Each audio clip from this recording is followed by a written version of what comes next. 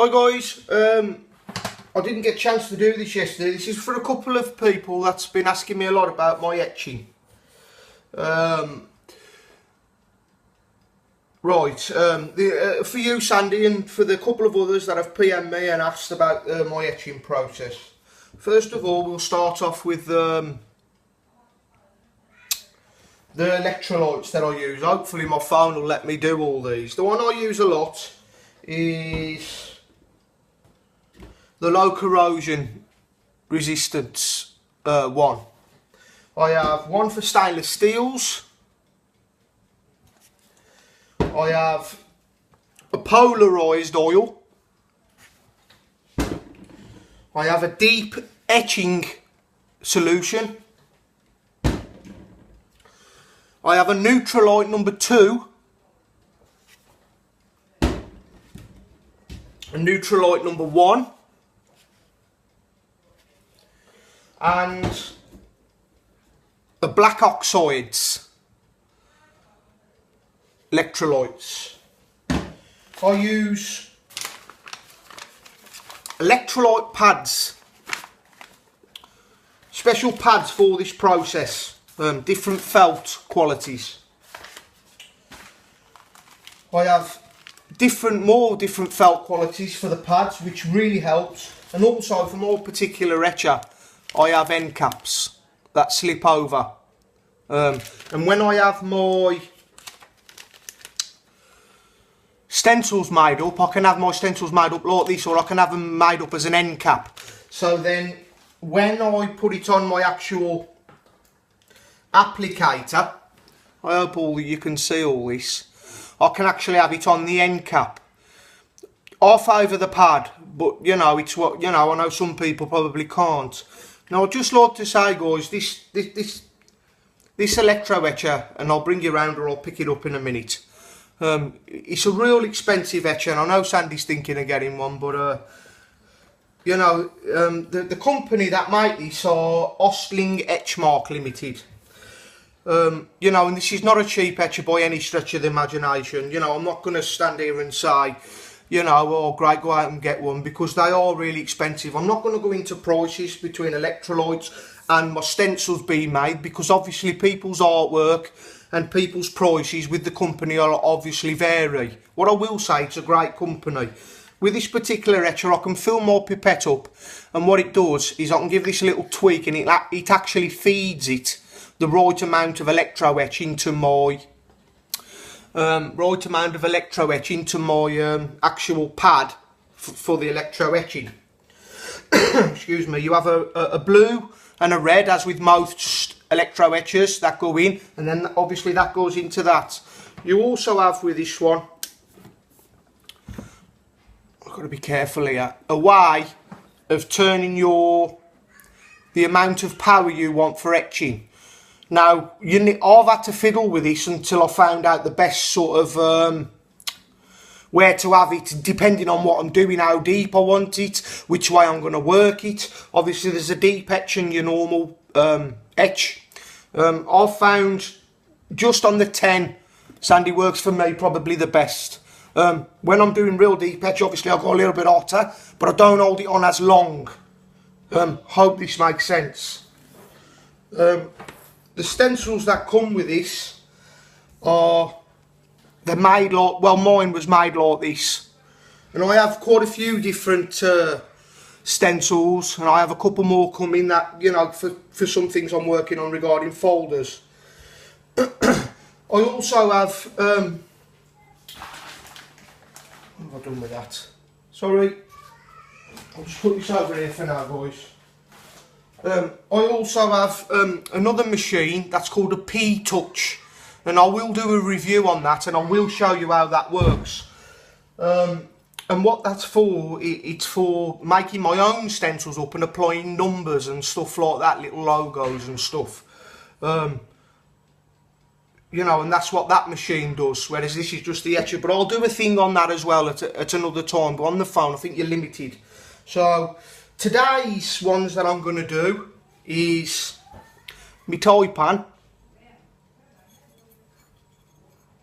That needs its smart putting on.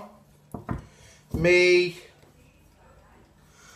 Stealth in D2, that's going to need it. And my T-Rex,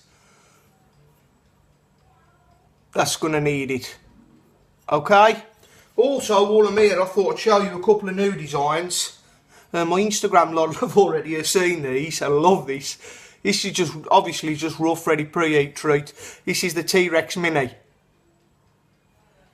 It's not had its holes in yet, but one that I really love, and I've had quite a lot of interest and a lot of great comments for on Instagram, and I really do love this. This is one I've come out with, and I wanted to ask you lot, because you come up with some great names for me for some of these, and I'm a bit lost with this one.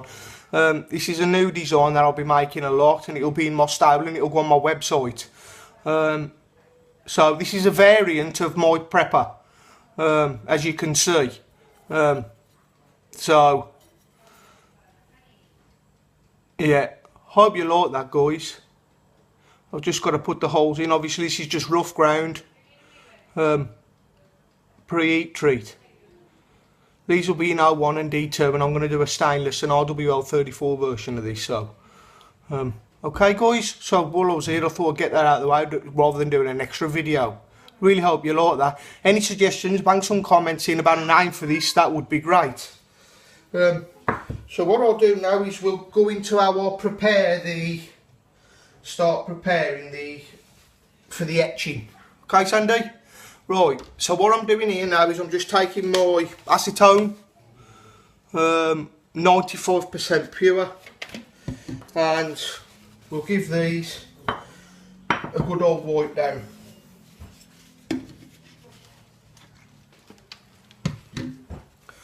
Okay? It is important, don't need to do all over, but obviously you want it done on the left hand side. I don't know why that is, I think it's just the way it's always been. That's where your mark's supposed to go. You know, sometimes I prefer it on the other side, to be honest, but that's sort of the standard procedure for putting your mark, is on your left hand side of the knife. So I'll just swish a clean bit of cloth round, bit of kitchen roll with the left hand side. So I always do both, but okay. And we do the same again with the Stealth. Oh, Scott, the wrappy's on, mate.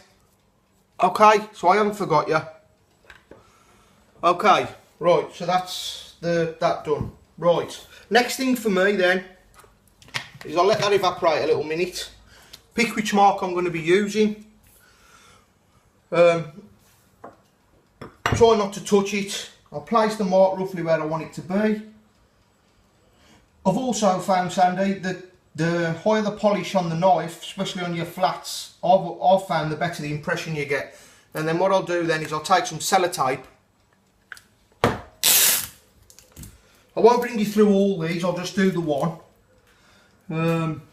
Let's pick which one. We'll do this one for you. Okay. I'll pick whereabouts I want it to be. Put my sellotape on. Make sure it's nice and level. And stick into the bloody kitchen paper. Make sure it's where I want it to be. Roughly about there. Stick some more tape on. Okay. What I also like to do is occasionally I'll dab the applicator from the machine on a little bit of tissue if I feel as though there's too much on there, even though this feeds it. Okay, time's running out, so right, the machine's on 10. I'll stick the crocodile clip on. Whoops, I've done it the wrong side. I've just realised.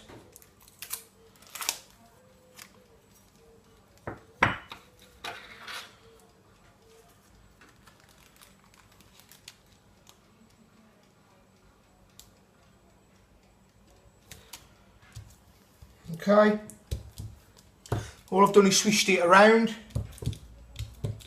We're going to take the clip, put the clip on, okay, and we'll etch it. Right, squirt a little bit out, give it a little dab, make sure there's plenty on. A little bit on the rag, and we'll etch it.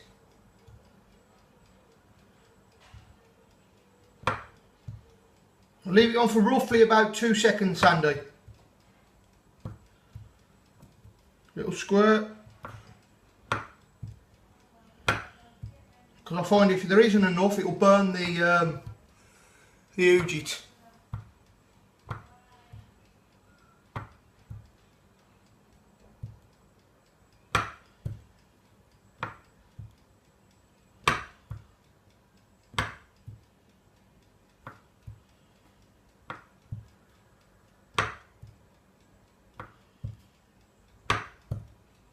Okay, hopefully this don't run out. I'll then go and just go to the tap, whip this off.